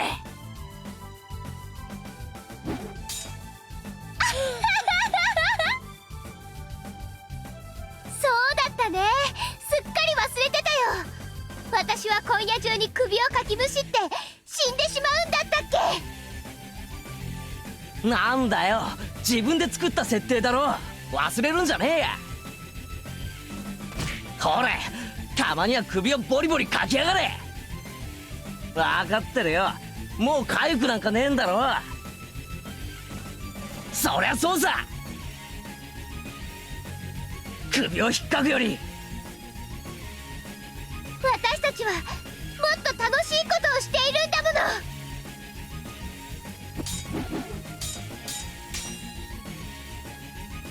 I wish it would never end, but my body was screaming. I was breathing hard and felt dizzy from lack of oxygen. My upper body felt as light as a piece of paper, as if even a slight breeze could take me away. It really had been a blast, but I needed to end it soon. I felt the same sadness as in the water gunfight. Back then, it had been declared a draw. 今回はどうなるだろうね。さてな、一つ言えることがある。最高に楽しかったぜ。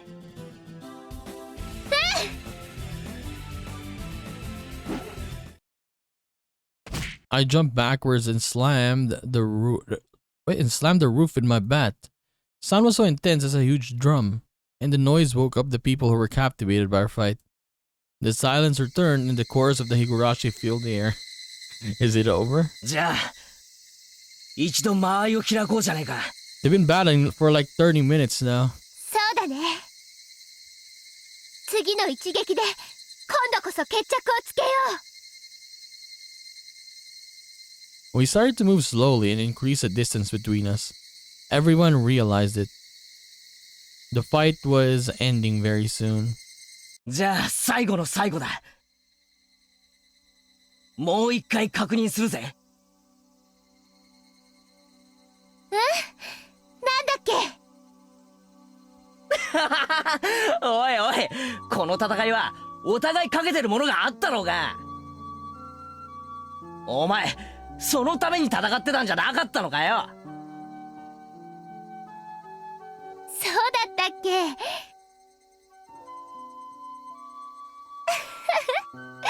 ごめん、忘仕方ねえやつだな。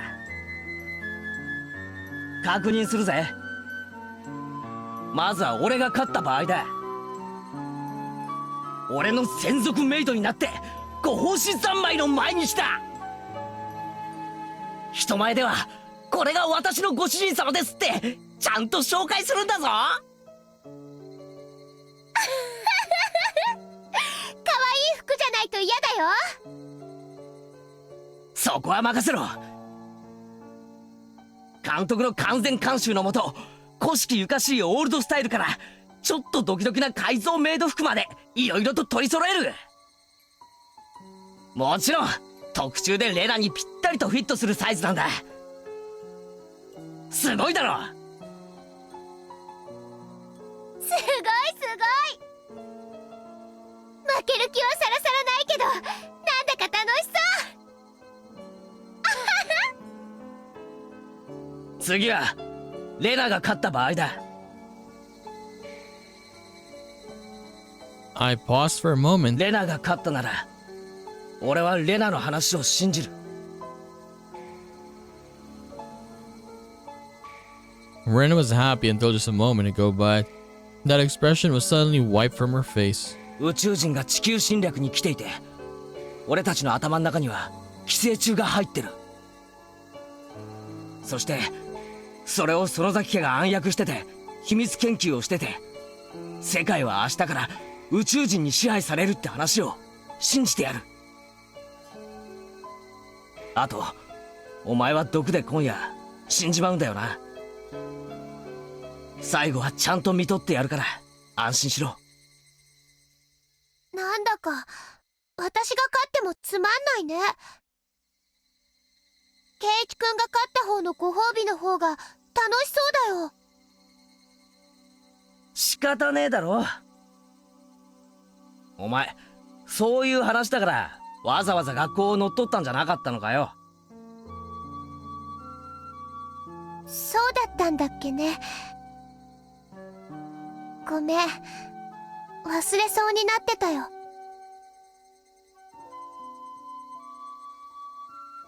Rena smiled sadly for a moment, but soon that expression was wiped off her face too.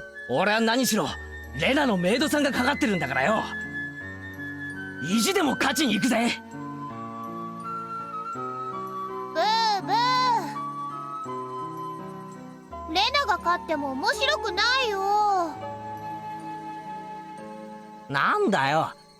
じゃあ今から帰るか。レナが勝ったらどうするよ。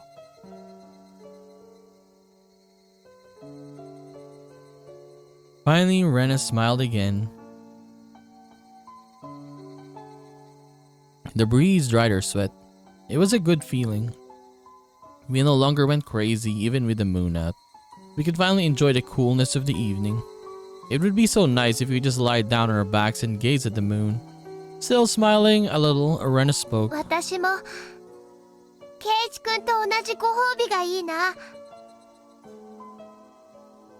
なんだよそれ。俺がメイドかよ。どぎついな。別にメイドさんじゃなくていいよ。でも他は同じ。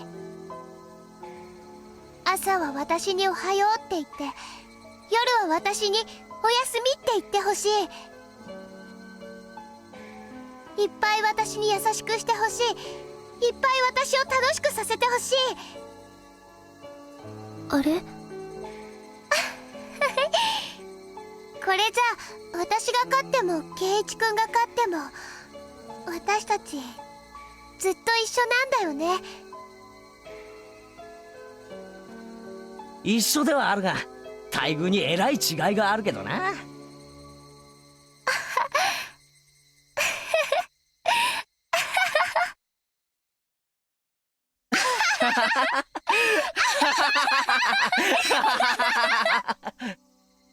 どうしてこんなにも大好きな圭一くんと私はこんなことをしてるんだろう。さーてな。どうして俺たちは屋根の上になんかいるんだ。何しに俺たちはここへ登ったんだっけ？どうしてだったっけ？忘れちゃったよ。バカと煙は上へ登るってやつだろ。じゃあ俺たちは二人とも大バカだな。バカ仲間だね。仲間だな。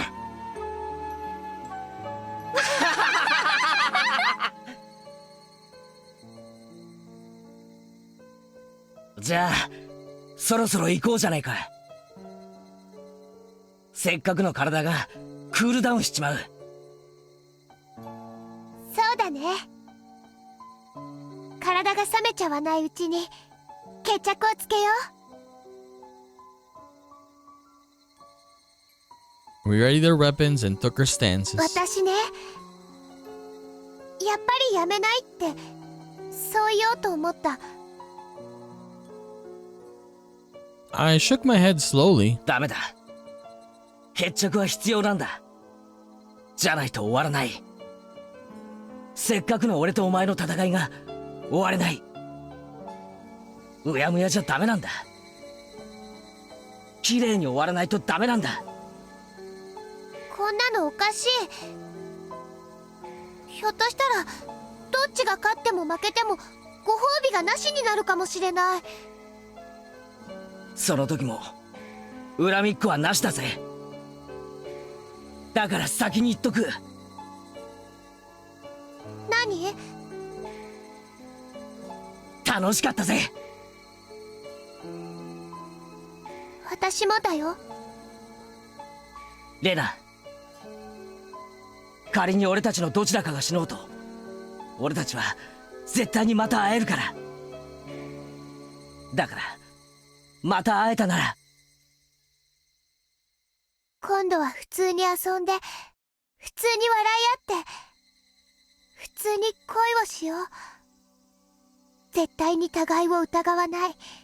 互いを絶対に信じ合う。だから絶対に会えるよね。絶対だよね。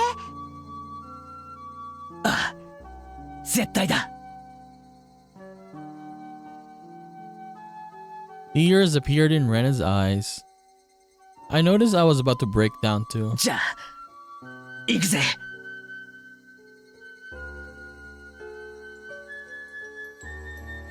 There was no signal, but we stepped forward at the same time. Our shadows jumped into the moonlight. We were fighting so viciously earlier, but now it was like we were moving very slowly, so we must have looked like a shadow play. Everyone was watching the shadows dance. Rena's shadow hit my metal bat violently. As a result, I just let go of it. You lost. The metal bat bounced off the roof, then rolled down to the schoolyard. I had lost my weapon.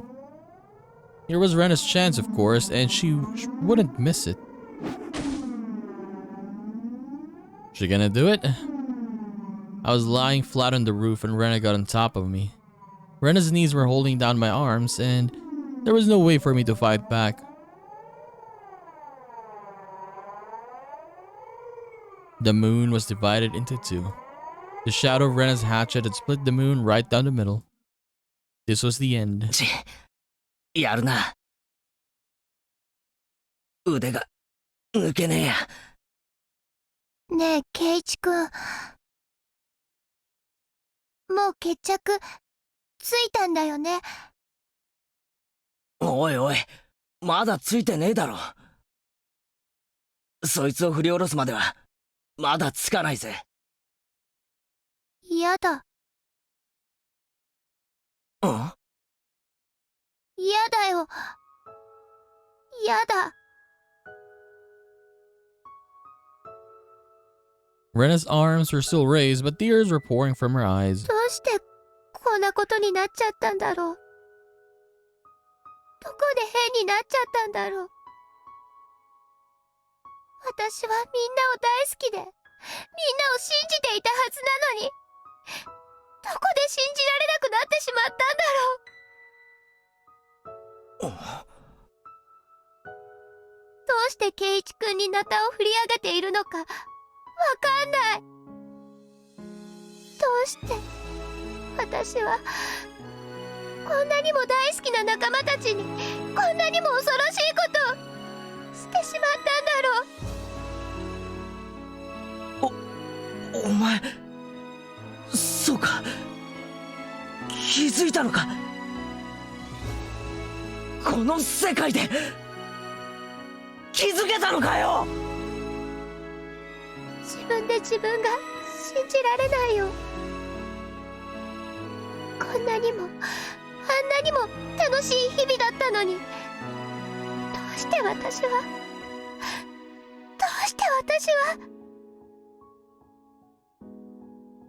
何の不満もなかったし、何の不安もなかったのに、どうして自分で壊してしまうような真似を。レナ、お前はやっぱりすげえよ。After I killed you and Mion, I didn't realize I had done anything wrong, so I left a note and called Oishi-san. I still believed that someone else was at fault. Until... I mean, even after I was dead. I didn't even notice I had sinned. How sad it was to kill my friends because of a little misunderstanding, even when they were trying to help me. And how painful it was not to realize it was a sin. だからレナはすごいんだよ。仲間を一人も殺さなかった。お前は罪を犯す前に気づけたんだよ。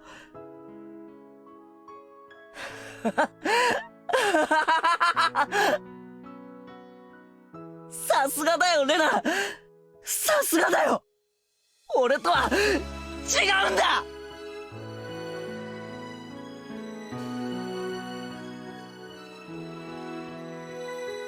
Rena stood up slowly and lowered her hatchet. 仲間を傷つけたよ。みーちゃんにひどいことをした。後で謝っとけ。俺的には当分の間姉妹の入れ替わりを見抜けてちょうどいい傷跡だと思ってるぞ。それに殺しちゃってるもんね、私。ん？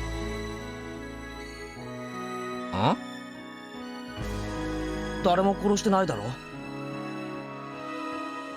誰を殺したよ。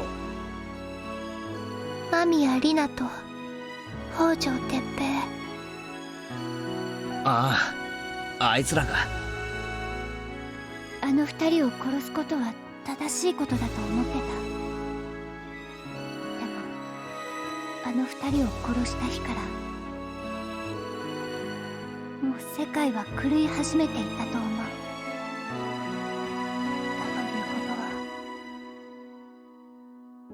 あの二人を殺すのは正しいことじゃなかったのかな。正しいかどうかは知らんが、最善手じゃなかったことは確かだな。最善手って？そんなこともわからないのかよ。I grabbed Rena's head and embraced her. Then I told her something so simple. It was so simple that anyone could think of it. But Rena didn't do it. I didn't do it either back then. 何かやばかったり、疑いそうになったり、辛いことがあったりしたときはな。It was so simple. 仲間に相談するんだよ。そうだよね。そうだよね。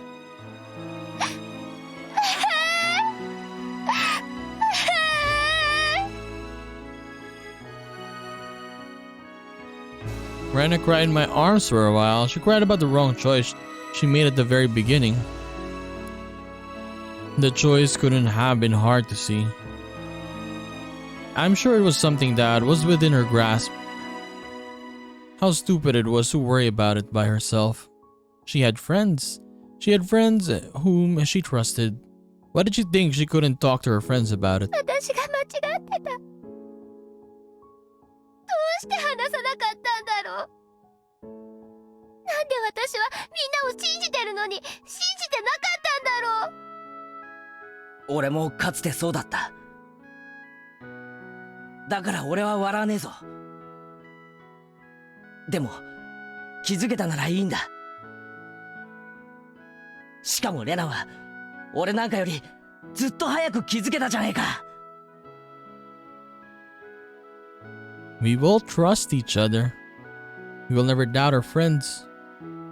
We will rely on each other. We will talk to each other and help each other. That's why friends are always happy and we can endure anything together. じゃあレナ、幕の降りた舞台だけどさ、カーテンコールに応えようじゃないか。これで全部おしまいだぜ。カーテンコールって何かなまあまあ、俺の独り言だ。最後だけ付き合ってくれよ。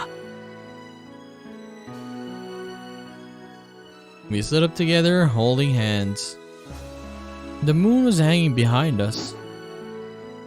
When I nodded, Rena threw away her hatchet. It disappeared into the darkness below. Then I spoke to the audience in hell, as demons who weren't expecting this ending. I was proclaiming victory.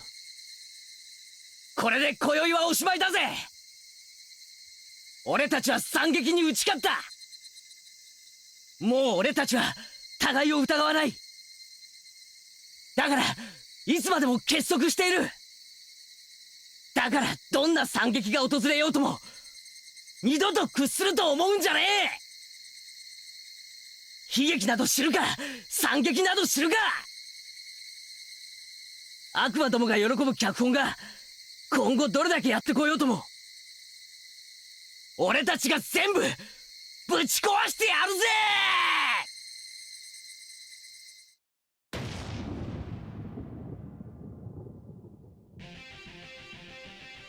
We did it. Happy ending, I suppose. Oh, for the first time, no one actually died. I mean, Rena and Teppei died, but yeah, who the hell cares, right? But other than that, I mean, the characters itself, yeah, no one died. That was nice. Okay, location, let's see. Rena Ryugu broke into the forest office. She forced her way into the classroom of the local school housed in the office complex. Yes.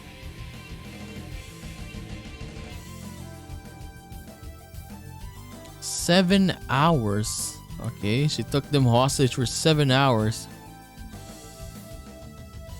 1910. So yeah, they were fighting actually for almost an hour, and at least in the how they were telling the story. Casualties: 4 minor injuries. Sonozaki Mion. Yes, she was hit in the head a lot though. Rika, minor injuries as well. Satoko as well. She fell and suffered minor injuries. Maibara Keiichi.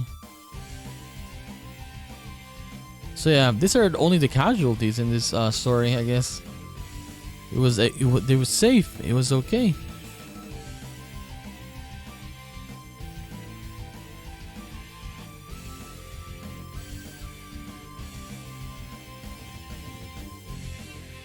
Regarding the arrest of Rena, okay, let's see this one. Of course, she's gonna get arrested. She did a hostage taking. No matter if she, no matter in the end, if she was good or not, she's gonna get arrested. Okay, dispute accountability during the crime, but after subjecting her to psychiatric examination, the prosecution determined that the subject is fully accountable for her actions.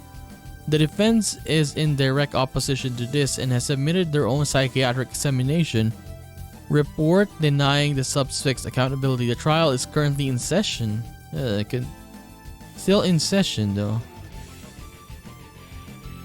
So we don't know what really happened or what is the end game for that. That was it.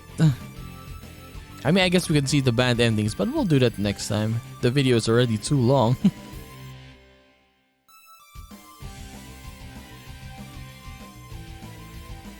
But I did love this last this episode, this last part. It was fun. It was not, how do I put this? Like the other chapters, like it was very tense. A lot of tension, right? A lot of how would I put it? Scary. But yeah, it's so different this time around.